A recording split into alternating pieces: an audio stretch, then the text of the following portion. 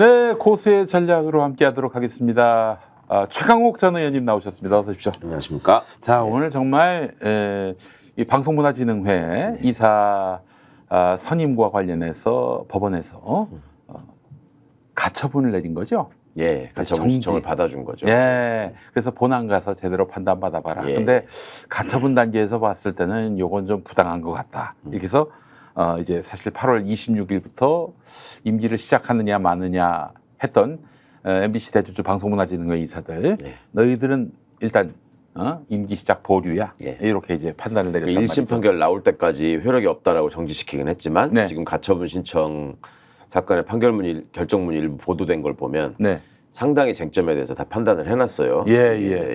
그 가이드라인을 벗어나기는 또 쉽지 않은 예. 구조고. 자, 오늘 이 문제에 있어서 최고의 분석을 하실 유일한 분은 우리 최강욱 전 의원님이십니다. 방송문화진흥회 이사셨고 또 법률가시고 무엇보다도 이 현 정권의 이런 무도함에 대해서는 정말 누구보다도 유감없이 많이 당해보셨기 때문에 최고의 전문가라고 말할 수 있을 것 같은데, 일단 어제 판결 소식 들으시고 어떠셨어요? 그 당연한 일이기도 하고 반가운 일이기도 한데 네. 야, 이런 당연한 판결을 보고 또 기뻐해야 되는구나. 그러니까 MBC 구성원들을 생각하면 참 안도감이 들고 이제 축하한다는 말씀을 드리고 싶고. 네. 근데 정말 나라꼴이 진짜 말이 아니다. 이런 당연한 판결을. 사실은 그 전에 제가 여러 번 이제 예측은 했었거든요. 이게 법리대로만 가면 무조건 이겨야 된다. 그렇죠. 왜냐하면 예. 법원이 그 전에 계속 해왔던 판결이나 결정들이 있었기 때문에. 그렇죠. 2인 체제는 안 된다. 예, 안 된다는 건 2인 일관되게 체제에서의 지금 해왔댔거든요. 예. 거기서 벗어난다는 거는 굉장히 이상한 일이 될 것이다라고 얘기는 했었는데 네. 뭐 예상대로의 판결이긴 하지만 또 야, 이런 판결을 했네. 네. 장하다. 아, 정말 MBC 구성원들이 얼마나 마음을 놓았겠어요. 사실 예, 어제 그렇죠. 같은 정말. 경우 그랬는데, 이게 사실은 어제 함락이 될 줄 알았던 MBC 구성원들도 많이 계셨더라고요. 그럼요. 뭐 아무도 못 믿을 세상이 세상에 워낙 됐으니까. 무도하니까. 예. 그리고 MBC에 대해서 얼마나 이 사람이 특히 윤이 신경을 쓰고 집중을 하고 있는지가 막 여실히 보이잖아요. 아, 그게 한마디로 볶아 먹을까, 삶아 먹을까, 데쳐 먹을까, 이공리만 했어요, MBC에 대해서. 예. 그리고 그것도 있었던 것 같아요. 예. 이진숙 씨를 또 사퇴시키고 도망가는 이 모양새를 생각했다가 네. 그냥 주저앉겠다 예. 이렇게 나오니까 예. 저게 무슨 믿는 구석이 있어서 저러는 거 아닌가 라는 걱정을 그냥 자연스럽게 하시는 면도 있는 것 같고 네. 결과적으로는 저쪽에 작전이 완전 실패했죠 지금. 네, 그들은 완전 꼬였어요. 철석같이 믿었던 모양인가 봐요. 이게 어떻게 엎어질 수 있겠는가? 예. 일단 선임된 이사인데. 아니 국힘 쪽에서 뭐라더라? 어제 논평 나온 거 보니까 삼권분립 위반이다. 김장겸이 한 말이에요. 김장겸이가 그랬나요? 김장겸 말이에요. 수준이 이게 삼권분립이 뭔지를 몰라. 나도 처음엔 이게 무슨 말인가 했어요. 걔들은 그냥 행정부 마음대로 하는 게 삼권분립이라고 생각하는 것 같아요. 뭐만 하면 삼권분립 위배래. 그럼. 이거 삼권분립이 맞다면은 그러면 입법부에서 통과시킨 법 19번이나 빠꾸 시킨 윤석열은 뭐야 그럼 도대체? 그렇게 말해요. 그러니까 대통령 마음대로 하는 게 삼권분립이라고 생각하는지 않는 한. 그렇게 개념이 없는. 하기사 옛날에 제가 이게 좀 예전 일이긴 한데 이명박 때일 거예요. 네네네. 국회에서 이렇게 그 전문가들 의견을 듣는 네. 그런 공청회 이런 네. 자리에 갔었는데 옛날에 포항 출신의 김영태 의원이라고 유명한 사람이 김영태 KBS 출신. 예. 네. 그 재수 씨. 재수 씨 성폭행 해가지고 유명했던 그 김영태라는 사람이 예. 그때 무슨 군인의 인권 이런 거에 관해서 논의하는 자리였는데 예. 질문을 질문을 하겠다고 하더니 법으로 하면은 뭐 기본권이건 뭐건 다 제한할 수 있는 거 아닙니까? 이렇게 물어보는 거야. 법률로 법령대로라면 법률로 물론 이제 얼마든지 법이 그 기본권을 제한할 수는 있죠, 일부. 그러니까 네. 굉장히 예외적인 경우에 제한하도록 헌법에 네. 예. 명시적인 규정이 있죠. 네네. 그리고 그거는 예전에 박정희 때부터도 음. 이렇게 배우던 일이에요. 그러니까 국가의 안전보장, 질서유지, 공공복리를 위해서는 제한할 수 있다. 그렇지만 기본적으로 기본권을 제한해서는 안 된다라는 게 헌법 정신이란 말이죠. 네네네. 근데 이 사람은 그런 전제 조건이나 무슨 그런 게 없이 예. 무조건 다 법률로 다 할 수 있는 거 아니냐. 야, 그때 좀 이거는 무식을 넘어서서 그냥 끔찍한 일이다. 국회의원이라는 자가 법률로 뭐든지 할 수 있다고 생각을 하면 예. 그게 히틀러 생각이거든요. 그렇죠. 예. 그래서 그거에 대한 반성에서 그런 조항들이 현대 헌법들에 다 들어간 건데 네네네. 제한할 수 없다라는 예. 얘기가. 근데 그것도 일부 그 제한 가능한 부분을 너무 남용해서 문제인데 뭐든지 할 수 있는 거 아니냐라는 얘기를 그거를 공식적인 석상에서 국회의원의 발언으로 물어볼 때 또 제가 게다가 너무 기가 막혔었는데 KBS 기자로서 예. 장기간 근무를 했던 사람이 그런 얘기를 한다. 예. 야 정말 참.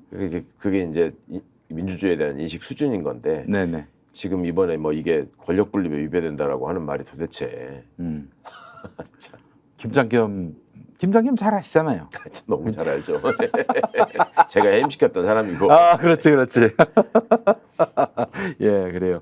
김장겸으로서는 굉장히 뼈 아팠을 것 같기도 하고, 근데 김장겸하고 이진숙하고 별로 사이가 안 좋다는 그런 썰도 돌던데 맞습니까? 예? 그 사람들이 김장겸, 이진숙, 권재홍 뭐 이런 네. 사람들이 예. 겉으로 볼 때는 다 한 배 타고 친한 사람들 같지만 예. 다들 사이가 안 좋다고 유명했던 사람들이에요. 이거 그전에 풍문이 기자 돌았어요, 생활할 그렇게. 때. 예. 여러 가지로 그 사람들 이해관계에 민감한 사람들이니까 그렇죠. 그런 뭐. 이해 충돌이 많이들 그 전에 있어가지고 예, 그래요. 속으로 좋아했을 수도 있었겠다. 이 이진숙이 아주 빅엿을 윤 정권에 매긴 셈이 된 거 아니겠습니까? 그렇잖아요. 뭐 그거예요. 이진숙이가 진짜 이동관 그리고 예. 김홍일처럼 중도에 사퇴했으면 모를까. 예.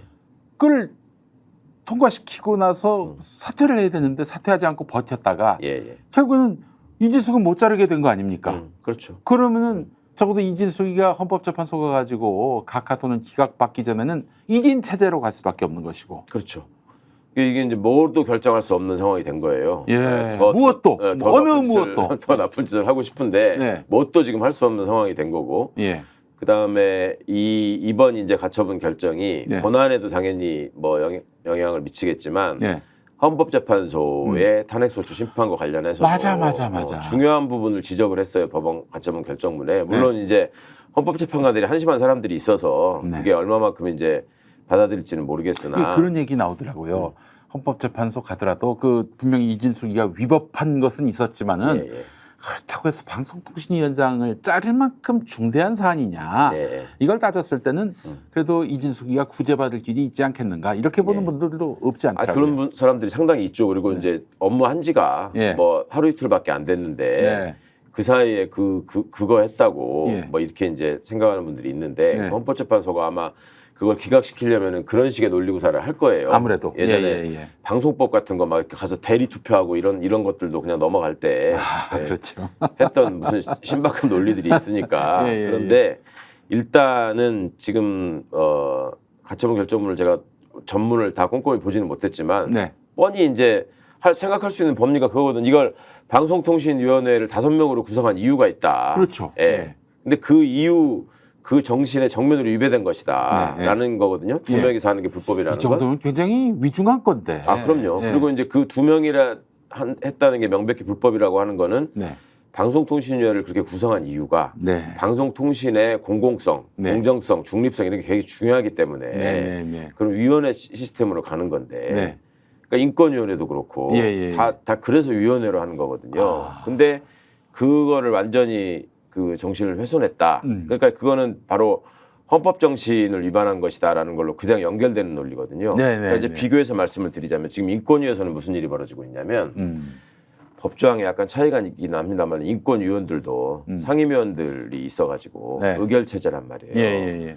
거기도 5명일 거예요. 근데 거기는 3명 이상 출석해야 되고 3명 이상이 찬성해야지 의결하는 걸로 돼 있어요. 그렇군요. 그래서 지금 하는 짓들이 뭐냐면 윤석열이 임명한 자들이 출석을 안 해. 그리고 이따 의결하려고 그러면 나가버려.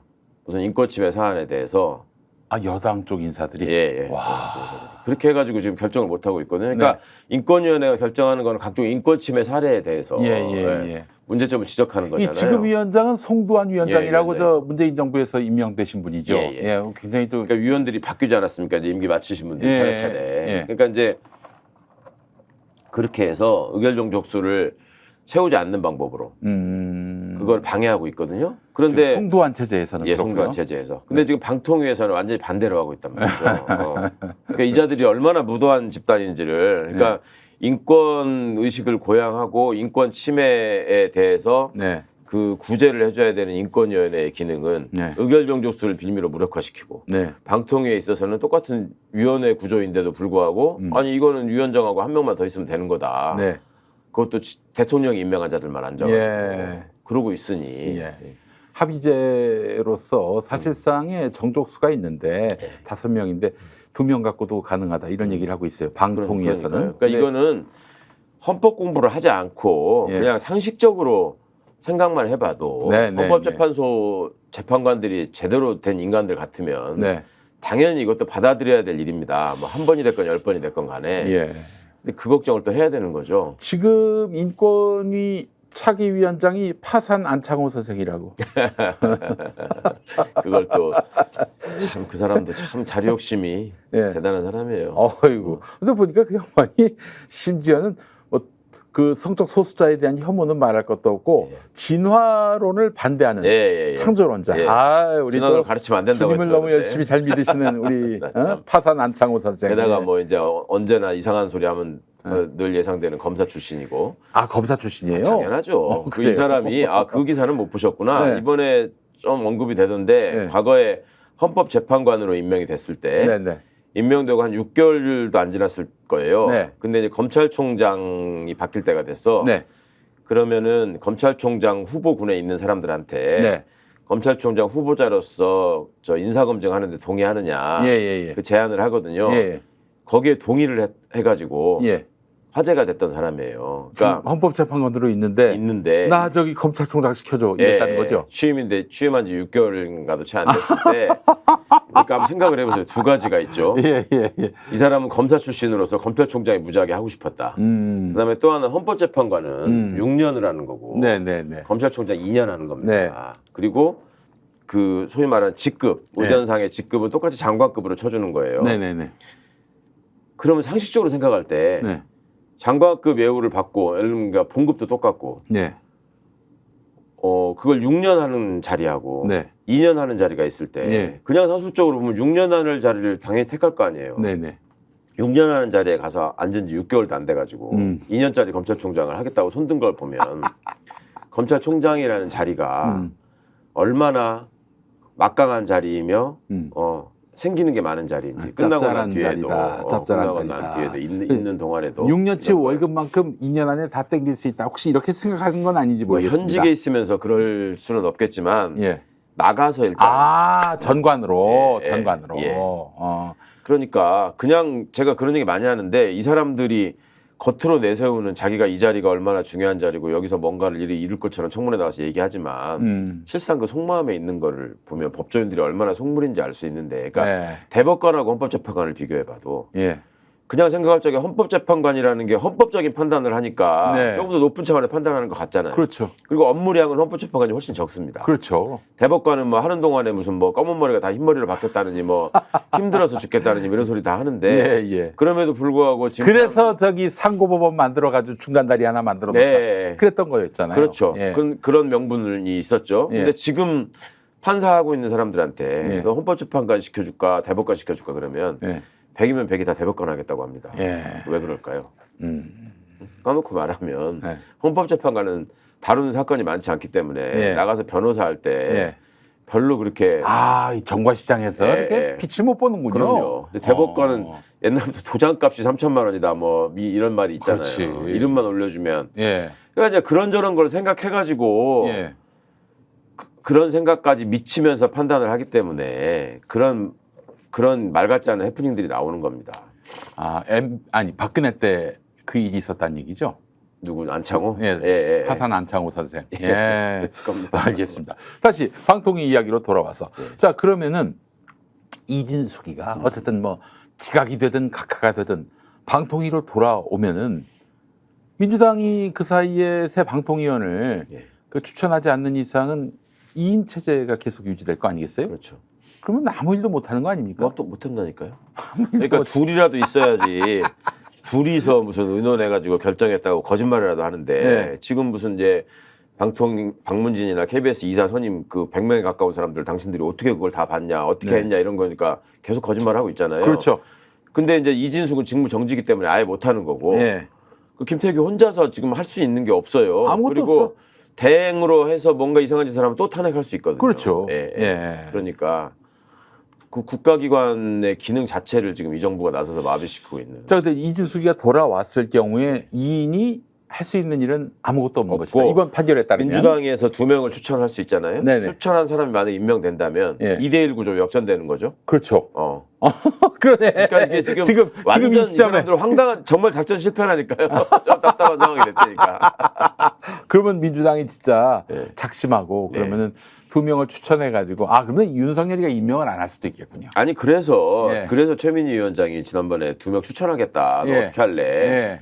최영두 그 간사가 계속 해달라고 하지 않았냐 예. 이렇게 나갔던 거예요. 예, 예, 이런 예. 상황을. 아마 안 해줄 것이 확실하기 때문에 예. 그럼 적어도 이 구조대로 만약에 간다고 했을 때 본안까지 한 2년 걸리고요. 지금 예. 저 박문진 이사 그 이진숙이가 결정한 뭐 2년 아니, 정도 가겠죠. 지금 이 집행 정지 결정은 1심 판결까지만 판결 나올 때까지만 일단 효력이 네. 있는 거라서 네. 1심 번호 판결이 어떻게 되는지 봐야 되겠지만 네. 지금 봐서는 이거를 뒤집는다는 거는 말이 안 되는 상황이거든요. 네, 네, 네. 이걸 그대로 받아줘가지고 박문진 이사 임명이 유효하다라고 아니, 본안 그러면 판결에서 하기는 그 항고를 해도 1심이 끝나면은 만약에 그래서 이진숙 쪽이 이기면은 그 사람들은 임명이 되는 거예요? 임기가 시작되는 거예요? 그럼요. 그런 구조구나. 한거 그러니까 이건 조금 전문적인 얘기라서 어떻게 들으실지 모르겠는데 네. 법원이 결정하는 거는 네. 판결, 네. 결정, 명령 세 예. 개의 형태로 나갑니다. 예. 판결, 결정, 명령. 예. 근데 판결은 재판을 한 뒤에 판결을 하는 거고 네. 이거는 이제 지금 말씀하시는 본안 사건의 결과로 판결이 나올 수 있는 거고 네. 결정은 네. 신청 사건에 대해서 결정을 하는 거예요. 소송 사건이 아니라 신청 사건. 예. 신청 사건과 소송 사건의 차이는 네. 당사자가 서로 막 증거를 내고 주장을 네. 해가지고 그걸 판단하는 게 아니라 예. 어느 정도의 자료만 내면 네. 법관이 주도권을 가지고 판단할 수 있는 게 신청이에요. 그래서 가처분 그렇군요. 신청이라고 하는 거예요. 그래서 그래서 신청에 대한 결정이 나온 건데 네네. 그 이 결정의 효력은 잠정적인 거라고요. 네네네. 그래서 지금 1심 판결 나올 때까지 네. 이렇게 해놓은 거라고. 그럼 그건 요거 그러니까 결정에 대한 불복은 항고로 하는 거고 항고, 예. 판결에 대한 불복은 항소로 하는 건데 항소. 예. 항고를 했는데 네. 이 가처분 결정이 잘못됐다. 네. 그래서 이 집행정지가 그 하면 안 된다. 예. 이렇게 만약에 받아들여지면 예. 그냥 또 그대로 임명돼서 가는 거예요. 그러니까 지금 항고하겠다고 하는 거고. 네네네. 그런데 이런 사안에서 항고 결정을 받아들인다는 것도 쉽지 않은 일이고. 그렇죠. 예. 근데 이제 피고가 졌을 경우에는 예. 이의제기 아닙니까? 민사로는 그런 것 같은데. 아니 항고라니까요. 항고요? 이의제기 절차 이름이 항고예요. 그래요? 예. 이의제기는 맞네요. 이의 신청이라는 게 있는데 예. 이의 신청을 진짜 이게 너무 어렵다 법이 너무 어려운데 어쨌든 뭐 지금 보면은 워낙 이번 판결이 탄탄하고 예. 어떻게 이거를 다르게 판단할 여지가 뒤집기가 없게끔 어렵고 탄탄하게 예, 만들어놨어요. 판결로 간다 하더라도 네. 이거를 원고들이 진다는 거는 지금의 법리나 여러 상식적으로 볼 때 그렇게 상상하기 어렵고 그렇다면은 지금 말씀하신 것처럼 대법원 판결까지 갔을 때도 네. 가서 설사 대법원에서 뒤집힌다고 하더라도 시간이 오래 걸릴 뿐만 아니라 대법원에서 뒤집힐 가능성도 별로 없다. 뒤집힌다면 1심, 2심에서 예를 들어서 지금 이진숙이가 또 진단 말이죠. 예. 그런데 대법원에서는 파기환송을 할 뿐이지 예. 만약에 이진숙이가 네. 이기게 판단한다면은 그럼 또 시간이 더 길어지는 거 제가 아니겠습니까? 알기로 방통위원장 임기가 아마 3년일 텐데 네. 그 사이에 임기 다 끝날 거예요. 아니 그 이전에 윤석열 정권이 끝날 것 같은데 느낌에. 예. 어쨌든 만약에 이제 1심 판결에서 진다. 원고들이니까 네. 박문진 이사들이 진다. 현 이사들이. 그러면 이진숙이가 이긴다. 예. 이진숙이 이긴다. 예. 그러면은 또 가처분 신청을 내야 돼요. 왜냐하면 1심 판결 때까지만 지금 효력이 있었으니까. 그렇죠. 예. 그러면 1심 판결에서 우리가 본안에서 지면 네. 가처분을 다시 냈을 때 안 받아줄 가능성이 있죠. 이게 네. 이제 최악의 상황인데 예. 지금 이제 가처분 결정문에 담겨 있는 어떤 그 네. 이론적인 판단만 보더라도 예, 그걸 예. 뒤집는 게 굉장히 어렵다 말씀을 드린 겁니다. 나 굉장히 판결문 잘 썼다는 얘기가 많아요. 예.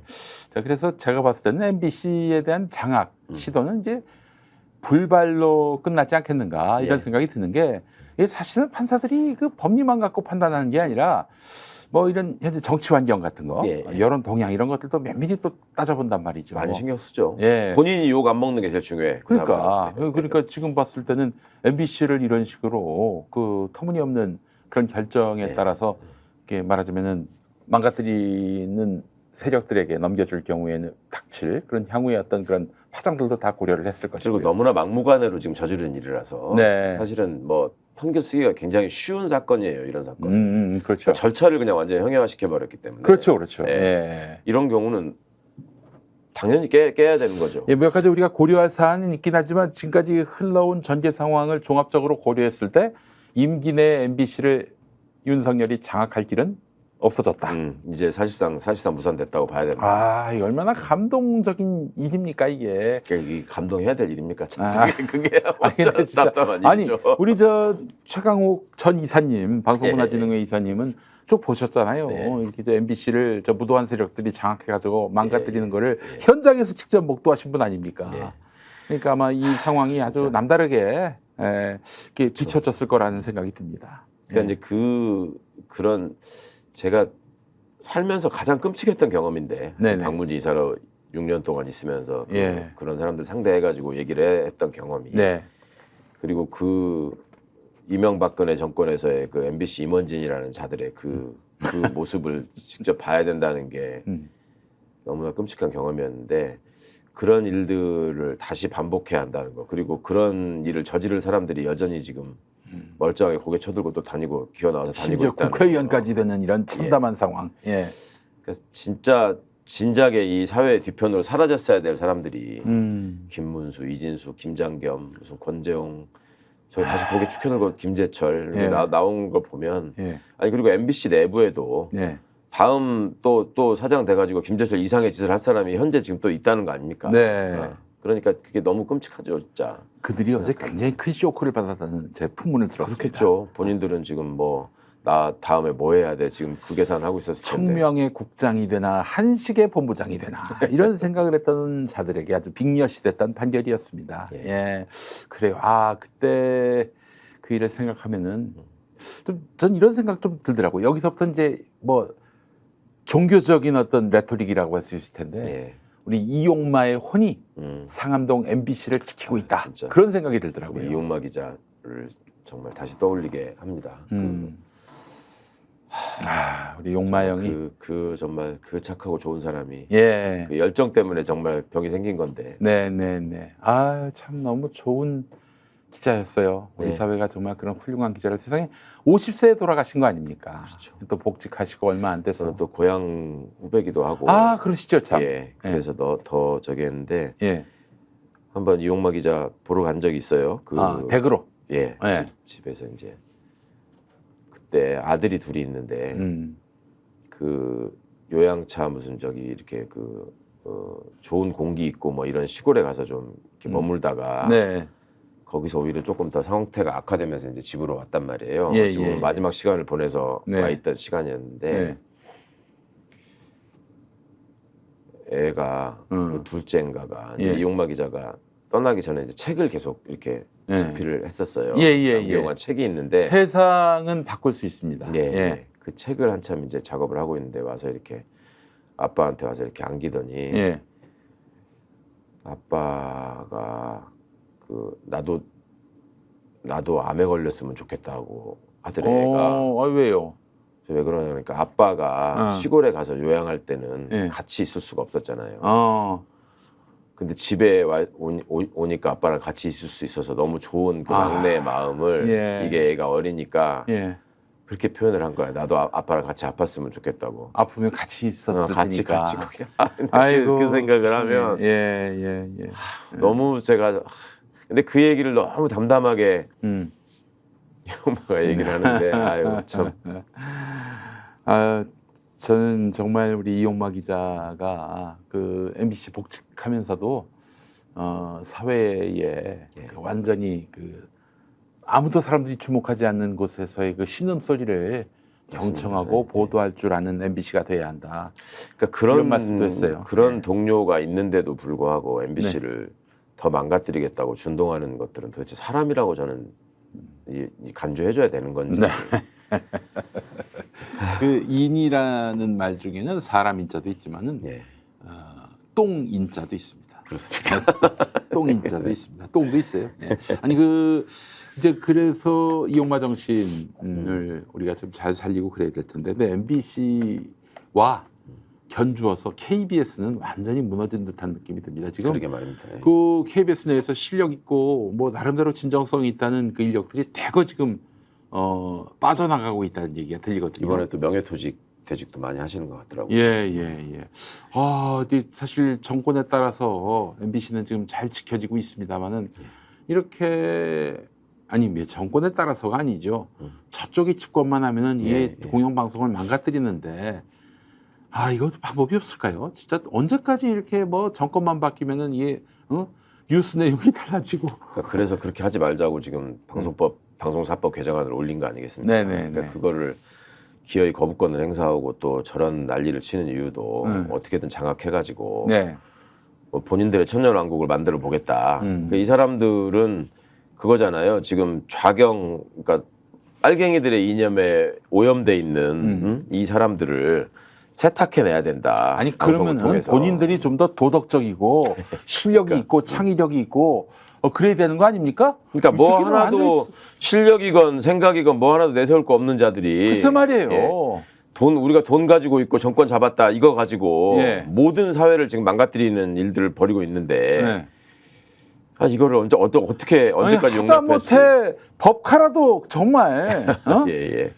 양식과 원칙에 따라서 쓰면은 뭐라고 못할 것 같아요. 근데 그러게 이것도 말입니다. 새벽 4시에 빵을 사쳐 먹는 이런 인간들이 무슨 뭐 공영방송 정상화? 야 니들이 집권하면은 다 정상화냐?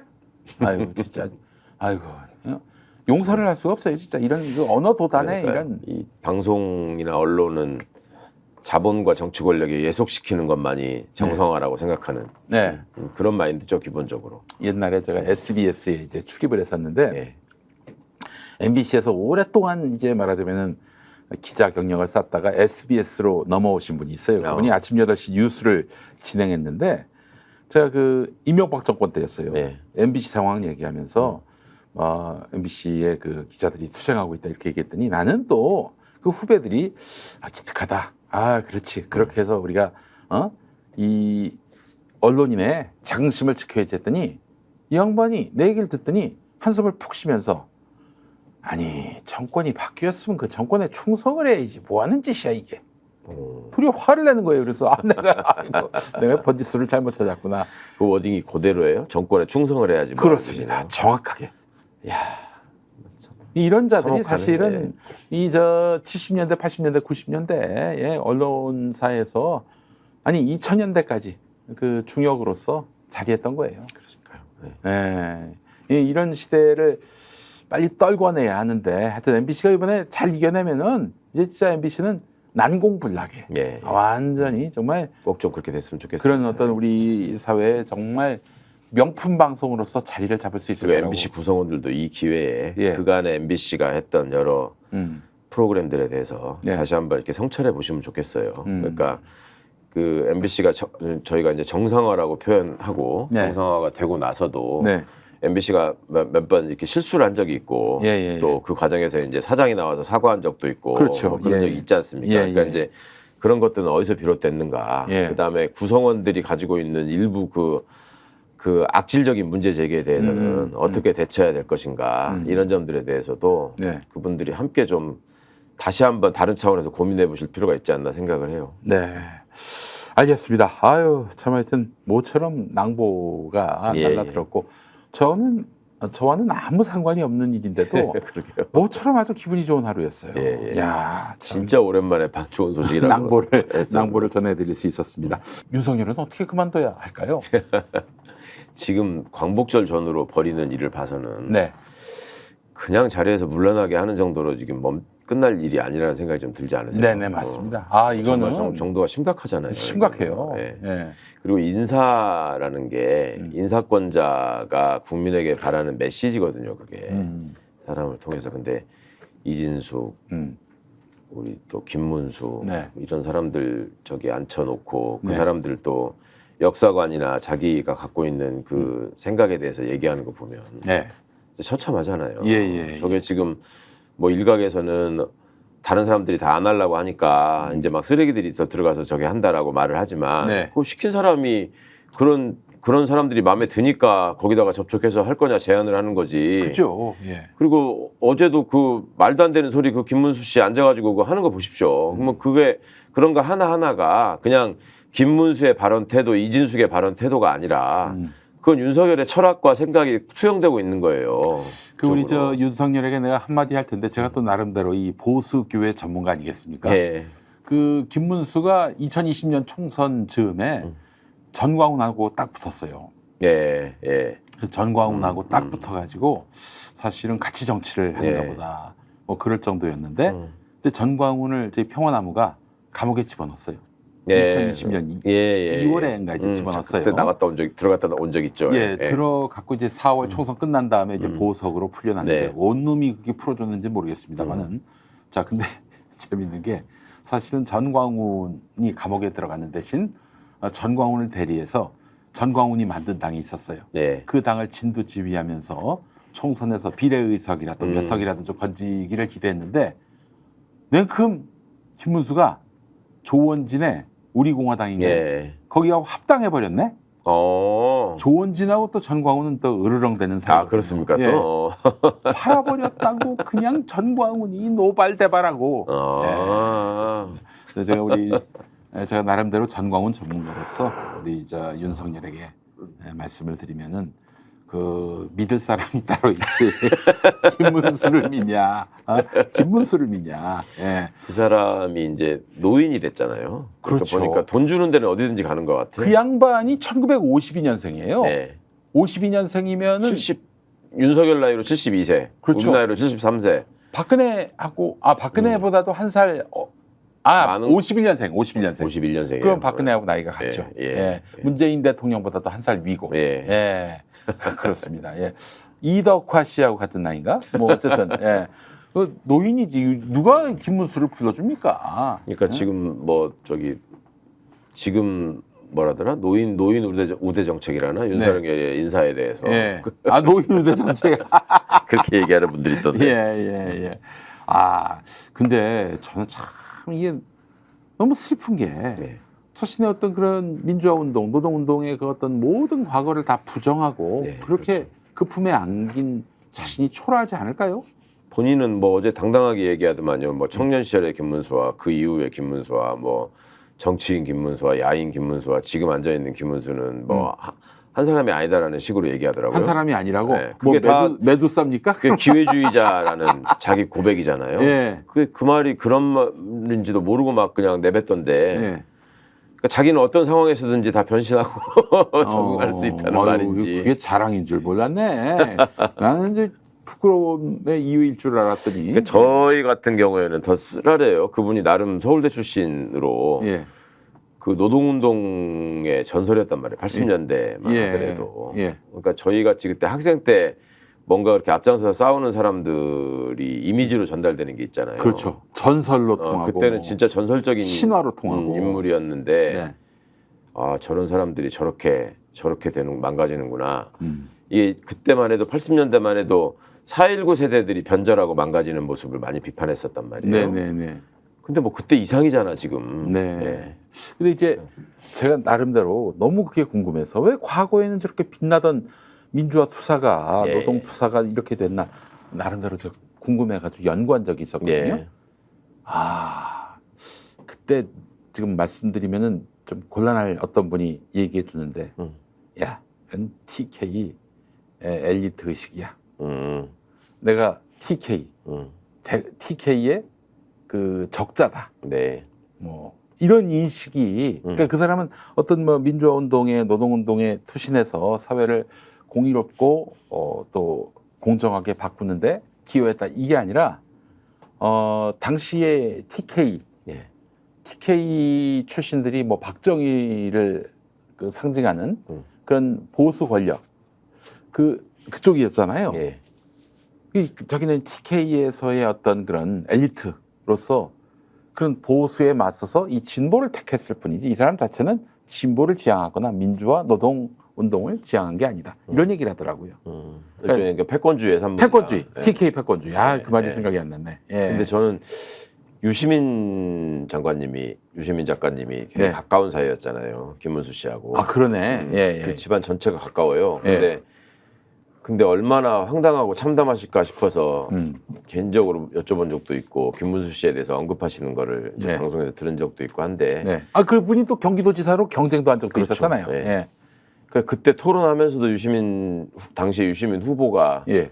그런 질문을 하기도 했죠. 제가 예전에 그 살아오신 거나 이런 것들에 비춰보면 그 당에 들어가가지고 저 양반이 어떻게 생활하실까 참 그런 생각도 들고 했는데 뭐 이런 식의 씁쓸한 표정으로 얘기하긴 했는데 저는 유시민 선배님이 말씀하신 결론이 제일 그래도 뭐랄까 제 느끼기에는 합당했다고 해야 되나? 예. 그러니까 그런 얘기를 하신 거예요. 그러니까 그 어목한 시절에 학생운동에 투신했던 사람들이 네. 나중에 다 뭐가 되고자 해서 한 게 아니라 예. 그 시기에 예. 내 양심에 비추어서 또 내 삶의 모습을 이렇게 돌아보면 그렇죠. 예. 도저히 용납할 수 없는 일들이 눈앞에서 벌어지고 있으니까 그렇죠. 최소한 여기서 뭐라도 흔적을 남기고 목소리를 내야 된다는 생각으로 싸웠다. 어떤 역사적 사명감. 예. 예. 그런데 그 중에도 예. 여기서 내가 꼭 이겨야 되고 예. 이겨서 뭔가를 쟁취해야 된다는 생각을 하는 사람들이 있었다. 예. 그럼 그 사람들한테는 결과적으로는 패배가 주는 쓰라림이라는 게 남을 수밖에 없고. 그렇지. 그러니까 이제 어떤 소중한 가치를 부여잡고 예. 이거가 훼손되고 있으니 내가 이 상황에서 이걸 외면하는 거는 인간으로서 너무 비참해지고 양심이 허락하지 않는다라는 점 때문에 싸웠던 사람들은 네. 패배는 패배대로 또 수용할 수 있는 그 자세가 있단 말이에요. 네, 그러니까 네, 이제 네. 역사적인 과정에서 젖잘싸 이런 거죠. 예, 아직 우리가 닿지 못한 길이 있나 보다. 그렇지만 앞으로 계속 이 길을 가다 보면 네. 목적지에 닿겠지. 예. 이런 마음들이 있는데 예. 이거를 뭐 우리는 이겨야 되고 이겨서 내가 뭔가를 쟁취해야 되고 이런 생각을 가지고 싸우는 사람들의 입장에서는 예. 나는 졌다. 그러니까 이길 수 있는 쪽으로 이제 가야 되겠다. 아. 그게 이제 민중당에서 그 한나라당으로 들어가게 되는 그 실제로 그 민중당으로 해서 이제 총선을 치렀는데 92년에 근데 몰패를 완전 했잖아요. 참패했죠. 그때 김문수가 이제 패배 예. 그날 그 다음 날인지 어쨌든 그 회의 때 해서 안 될 것 같으면 왜 당을 하는지 모르겠다. 뭐 볼펜을 던졌던지 뭐 하여튼 던졌대. 그렇죠. 그리고 나가고 나서 저쪽에 몇 년 뒤에 그러니까 혼자 간 게 아니라 줄줄이 다 들어갔잖아요. 민주당 출신 우선은 이재호도 그렇고 우선 본인이 먼저 들어갔고 예. 그 뒤로 이제 이재호 등이 들어온 거죠. 예. 예. 근데 하여튼 그런 식의 삶이라고 하는 게 예. 자기들의 지금 분류로 따지면 극좌에서 극으로 간 거 아니에요. 그렇죠. 그 예. 스펙트럼 상으로 보면. 예.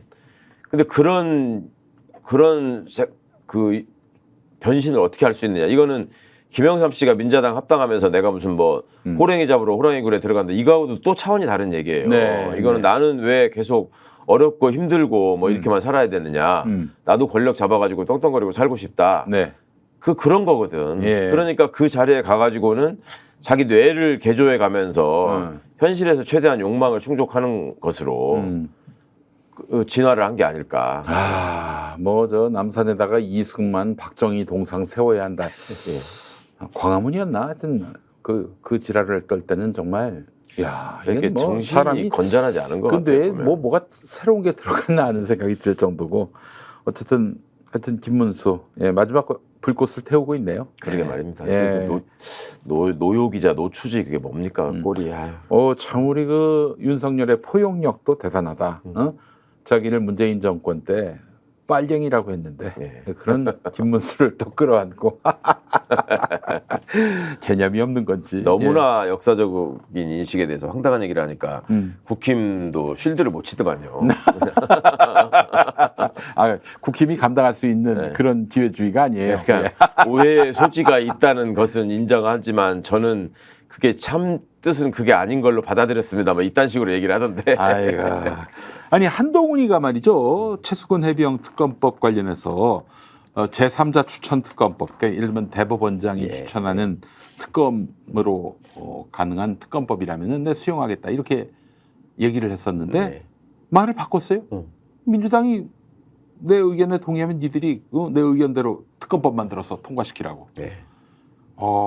이 말을 들으면서 만약에 그런 식으로 특검법을 만들어서 그 용산에 보내면 용산에서 그래 그 한동훈 아니니까 받아줘야지 이럴까요? 당연히 아니죠. 그 여당의 대표라고 할 수 없는 수준의 발언이죠. 그렇죠. 그냥 중학생이 떼쓰는 거지 이게. 무책임한 정도가 아니라 이건 완전히 무개념이 아닌가 생각이 들고요. 떼쓰는 거라니까요. 그냥 이 친구는 보면은 일생이 말장난하고 카메라 장난으로 해결될 수 있다고 생각하는 것 같아요. 네네. 보면 네네. 그게 김건희 박사님께서 어떻게든 그 사진의 메인 중심에 서가지고 이쁘게 나오려고 하고 그다음에 마이크 앞에 서면은 그 I believe가 깔리는 그 상황에서 얘기하는 걸로 어투가 완전히 바뀌듯이 예. 그런 걸로 국민들을 속여서 대통령까지 됐다라는 거에 대한 그 샘플이 있으니까 네네네. 본인도 그렇게 가면 된다고 생각하는 것 같아. 그러니까 그런 말 같지 않은 행동과 말 같지 않은 소리를 하는데 누가 그렇게 말씀하대요. 그 화장실 화법이다. 화장실 화법. 화장실 화법. 그 화장실 들어갈 때하고 나올 때하고 달라지는. 그러니까 이제 당대표 경선에 나가서는 네. 뭔가 그렇게 얘기하는 게 지한테 유리할 것 같으니까 뱉었다가. 그렇죠. 저 최해병 사건을 이런 식으로 네. 묻혀서는 안 된다. 이런 여론에 호소하기 위해서. 그것뿐입니까? 명품백 관련해서도 뭐 국민 눈높이에 맞게 처리돼야 한다고 마치 남의 일인 것처럼 얘기했잖아요. 그렇죠. 지가 예. 법무부 장관이었는데. 네. 그러니까 이제 그런 것들이 언론이 절대로 그거를 국민들에게 이렇게 각인시키거나 상기시키면서 비판하지 않는다라는 거에 대한 자신감이 있으니까 이제 저런 짓을 할 수 있는 건데. 네. 그러니까 이제 막상 이제 화장실 갔다 오니까 내가 이제 자리 차지했으니까. 예. 예. 그게 정치 검사들의 전형적인 모습이거든요. 자리를 먹을 때까지가 중요하지. 일단 그 자리 내가 챙기고 나면 네. 그 다음부터는 이제 그 다음 자리만 보이는 거지. 그 전에 내가 했던 말이나 행동이나 이런 것들은 지워버리는 거예요. 그러니까 지금 말하는 게 두 가지 단계였잖아요. 네. 처음에 이제 그 제3자 추천 특검 뭐 이런 거를 얘기했다가 예. 그걸로 인해서 지금 뭐 저 상대방이 지금 혼란에 빠져 있습니다. 뭐 이런 식으로 선전했다가 예. 민주당이 그걸 받겠다고 하니까 예. 민주당이 왜 일관성이 없이 또 나오느냐라고 얘기를 했다가 말장난을 했다가 예. 그러고 나서 이제 민주당이 시한을 주겠다. 네가 10명만 모아가지고 예. 월요일까지 발의하면 될 일이다. 예. 라고 얘기하니까 그렇게 하고 싶으면 민주당이 발의하셔서 통과시키면 되는 거 아닙니까? 이게 도대체. 아니 그 심리학자 김태형 선생이 그런 말씀하시더라고요. 어떤 정치인이 큰 목표가 있으면은 때로는 협력할 수 있고 때로는 극단적으로 그 저항할 수도 있는데 한동훈의 정치를 보면은 말대답 정치라는 거예요. 네. 그러니까 전쟁에서 이겨야지 전투에서는 때로는 질 수도 있는 거 아니에요. 일부러 져주는 경우도 네네. 있고 뭐 후퇴하는 경우도 있고. 그런데 그냥 얘는 전투에서 매번 이겨야 되는 마치 네네. 게임을 하듯이 그런 정치를 하고 있다. 그러니까 막대 사수라고 하잖아요. 막대 사수. 마지막 댓글만 쓰면 내가 이긴 거다 뭐 이런 마인드인데 그러니까 그 윤석열이나 한동훈이 하는 게 정치가 아니에요. 네.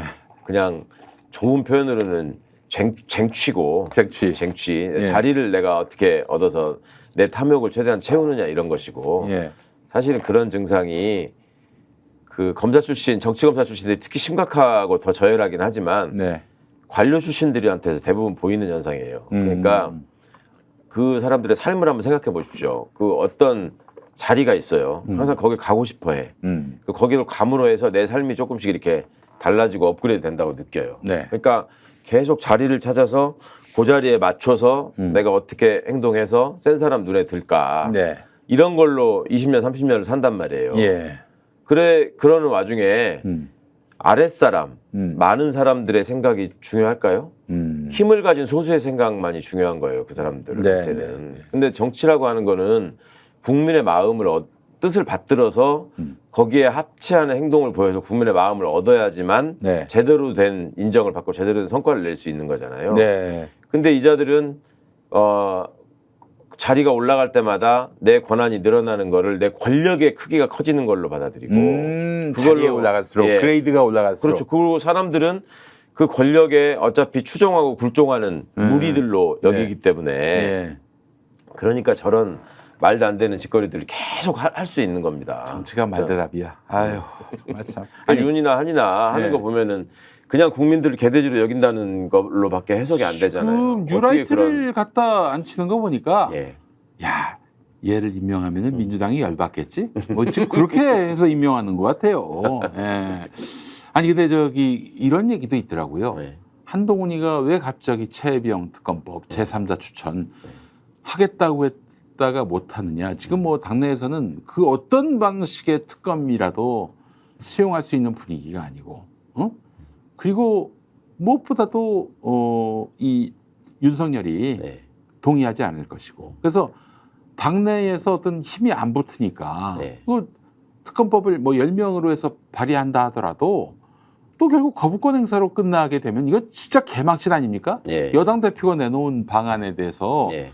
대통령이 거부를 해버리면 자기는 이제 완전히 힘이 꺾이는 거고, 그리고 친윤계가 예. 얼마 전에 이제 한동훈이가 대표 취임한 지 이제 한 달 됐잖아요. 한 달 되고 나서 하는 말이 별거 아니네. 예. 예. 이런 얘기를 한다는 거예요. 별거 아니네. 그 한동훈한테 그렇죠. 괜히 걱정했네. 이런 얘기가 나올 지경이란 말이죠. 그 예. 또 얼마 전에 이제 그 의정 갈등과 관련해 가지고 내년에 그 뭐 하여튼 증언하는 걸 좀 보류하는 방식으로 의료계를 달래자. 지금 뭐 전국이 난리가 아니니까 이런 안을 냈다가 야 민주당이 외롭지 않겠어요. 그러니까 용산 대통령실에서 거부권을 그러니까 국힘 내부에서도 저게 한동훈이 하는 언행이 저게 정치인으로서 맞지 않다. 네. 이제 큰일 났다라는 얘기들을 한다는 거죠. 네네. 민주당 내부에서는 굉장히 이제 이불 속에서 웃고 있는 경우가 많이 그렇지, 있고. 그렇지. 예, 예. 근데 이제 그런 게 있어요. 이 민주당이 이렇게 10명만 모아가지고 네가 법안 발의하면 된다라는 말을 괜히 던진 게 아니라 예. 거기 사실은 함의가 있는데 10명도 못 모을걸? 뭐 이건가요? 그렇죠. 그러니까 10명만 모을 수 있으면 보십시오. 네. 10명만 확실하게 네. 한동훈 뜻대로 예. 움직이고 또 한동훈을 추종하고 네. 한동훈 생각과 일치하는 사람이 있다고 쳐보십시오. 예. 그래서 10명을 예. 한동훈이 뜻대로 예. 그런 제3자 추천안으로 네. 법안을 만들어냈다. 네. 그 민주당이 내용이 부실할 망정 상당 부분 수용해 줬다. 예. 그렇게 통과를 시켰다. 예. 근데 거부권을 행사했다. 예. 예? 윤이. 예. 그러면 거기서 한동훈이 끝날 것 같지만 예. 그 10명만 확실하게 대우를 유지하고 있으면 그러면 또 재의결하면 되는 거예요. 그렇죠. 8명만 있으면 되니까. 예. 그러면은 법안을 만들어서 제출하면 되는 거였습니다. 그렇죠. 원래 민주당 얘기처럼. 예, 예, 예. 근데 그 10명도 확실한 자신이 없기 때문에 못 하는 거예요. 아이고. 그게 그렇구나. 그게 지금 현실인 거죠. 그러니까 사실 한동훈이가 이재명 대표 만날 때 뭐 생중계하자 이랬던 것도 하도 지금 대표로서 뭐 보여줄 게 없으니까 맞습니다. 예. 그렇게라도 일단 뭔가 좀 가오를 한번 좀 내세우려고 했던 게 아닌가. 대표로 가는 데까지는 사실은 어쨌거나 비대위원장이라는 직함을 가지고 메인에서 이제 주목을 받고 사진에 제일 많이 나오니까. 네. 그리고 국힘의 지지자라는 사람들이 원래 이렇게 뭘 하나 뭐 막대기가 하나 올라오면 그것 따라서 몰려가는 이런 거 아니에요. 네네네. 저기가 제일 센가 보다 하면 절로 가고. 그러니까 황교안 같은 사람이 뭐 대선 주자로 1위였던 데가 불과 얼마 전입니다. 깜도 아닌 그 사람이. 예. 근데 매번 그런 식이었기 때문에 그때까지는 그러니까 화면에 많이 등장하고 사진에 많이 등장하는 걸로 그걸 현혹할 수 있었는데 네. 지금은 이제 또 게다가 또 그때 윤석열이가 막 그냥 사정없이 공격하니까. 예. 그리고 본인의 어떤 그 정치적 역량이 있다면 지금 네. 대표라는 자리에서 사실은 스포트라이트 받을 수 있는 순간들이 많이 있었잖아요. 그렇죠. 예. 윤이 저지른 실정이나 말도 안 되는 것들에 대해서 예. 국민의 입장에서 제가 이걸 대변한다라고 하면서 이렇게 짚으면서 주목을 받을 수 있는 대목들이 많이 있었는데 네. 이게 기본적으로 정치인으로서의 자질도 없고 정치를 어떻게 왜 해야 되는 건지에 대한 개념이 없기 때문에 예. 그런 순간들을 다 놓치고 그런 예. 상황들이 지나가고 나니까 예. 윤을 추종하면서 그 밑에서 독금을 받아먹고 있는 사람들 입장에서는 저거 아무것도 아니구만 이렇게 당연히 볼 수밖에 없는 거죠. 야, 그러면 한동훈이가 이거 뭐 당대표를 얼마나 할 수 있을지, 무엇보다도 대선 후보로 이제 나서야 할 시점에 지금의 어떤 선도와 지지도를 유지할 수 있을지. 지금 당장 10월 보궐선거 얘기가 나오잖아요. 예. 지방 중심으로 해가지고 예. 지방자치단체 중심으로 해가지고 예. 근데 그 보궐선거에서 한 군데도 못 이기고 쫓겨날 거다. 그런 관측들이 있어요.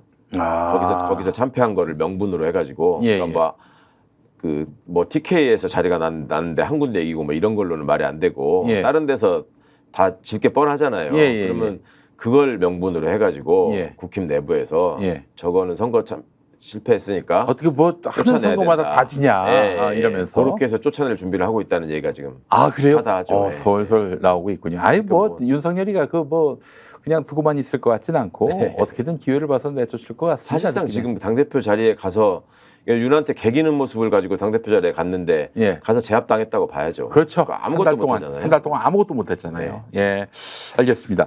자, 의원님, 그 이 얘기는 좀 꼭 했으면 좋겠는데 수사심의위원회로 이제 예. 넘겼단 말이에요. 예. 디올백 관련해 가지고 이원석 검찰총장이 그때 하리송한 얘기를 해요. 네.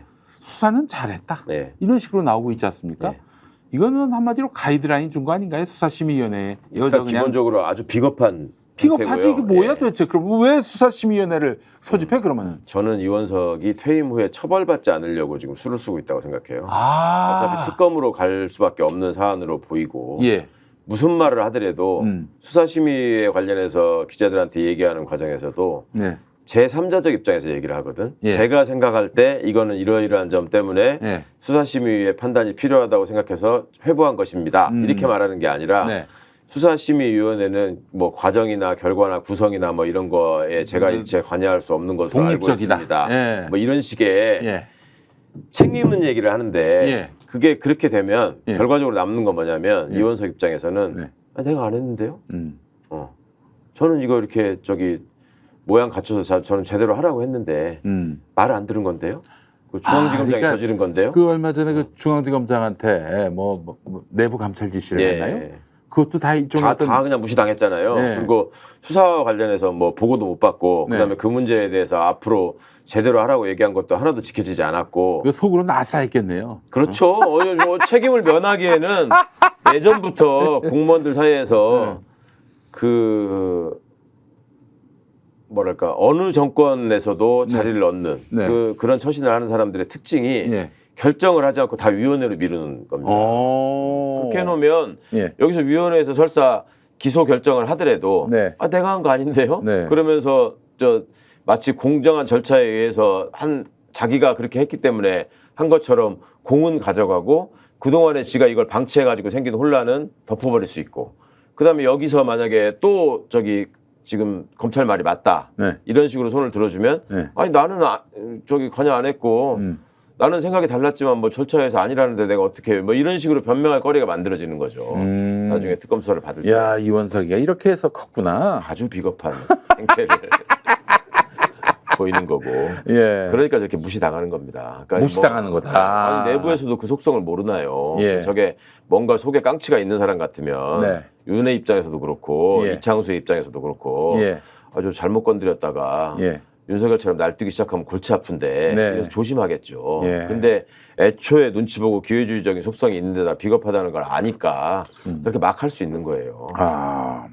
자, 그러면은 일단 뭐 수사에는 큰 문제가 없었다 이런 얘기는 뭐 큰 의미가 없는 레토릭이고 예. 어떤 결과가 나오든 나하고는 상관없는 그건 뭐, 이제 내심으로는 예. 지도 이제 이게 무혐의로 종결되기를 바란다라는 사인을 보내는 거죠. 예.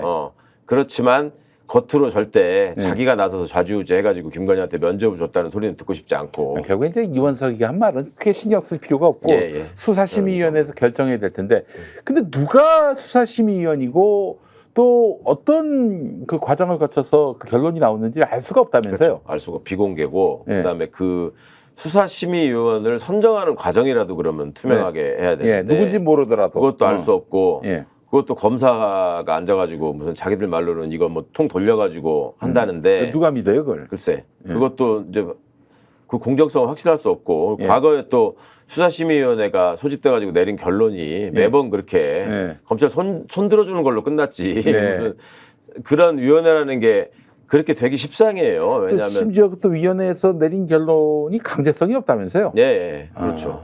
그러니까 거기에 어차피 가서 들고 와서 설명하는 사람이 간사가 있어야 되잖아요. 네. 그 간사는 정책기획과장이라는 검사인데 예.